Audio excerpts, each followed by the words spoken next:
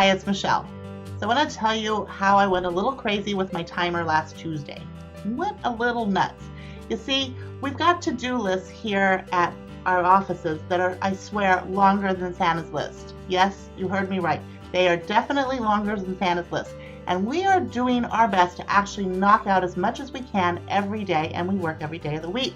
So we're working on this great big project.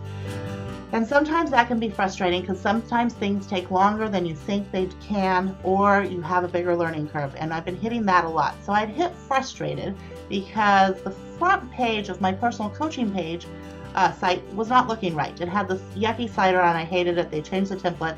And it was on the to-do list, but it wasn't happening. But all the other sites were getting fixed and looking all polished and smart. And I felt like the owner of an orphan site. Yes, I actually used those words in a team meeting, that I had an orphan site.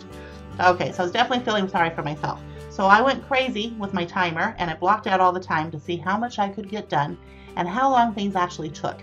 Now, I set the timer for 60 minutes, and I surprised myself. In 48 minutes, I was able to redo my front page, run into the office of my business associate, and say, hey, look at what I did. And I've got 12 minutes left. And he looked at it and he said, wow, why didn't we think of that? And I was like, I can't believe I knew how to do that, and did it. So a couple different things came out of my timer Tuesday. Now we still talk about it. One, don't act like a Nazi and tell everybody on your team every time your timer goes off and what you've accomplished. At first it can be motivational, but if you continue to do it over a span of 10 hours, it can drive everybody crazy. Learn from me. Not a good idea. Number two, things do take longer than you think. But where the lost time is actually thinking about doing it, planning to doing it, and getting ready to do it.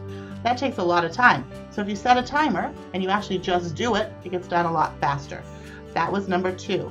Number three, our lists are still longer than Santa's list, but having focused, deliberate actions get things done faster and frees up the time to do more of what you like to do.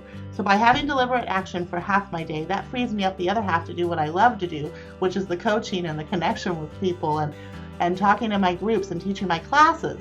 So I learned a lot from my crazy timer day. One, doesn't have to be 10 hours long. Not a good idea. Now I have timer mornings, much better. Two, don't drive your team crazy. That's not a good idea. Three, you're going to find you can do a lot more than you thought you could. Four, you'll waste less time thinking about it. You'll actually get it done. So my challenge to you is try a timer Tuesday. See what you can get done and knock out that list so you can have some more fun doing the things you like.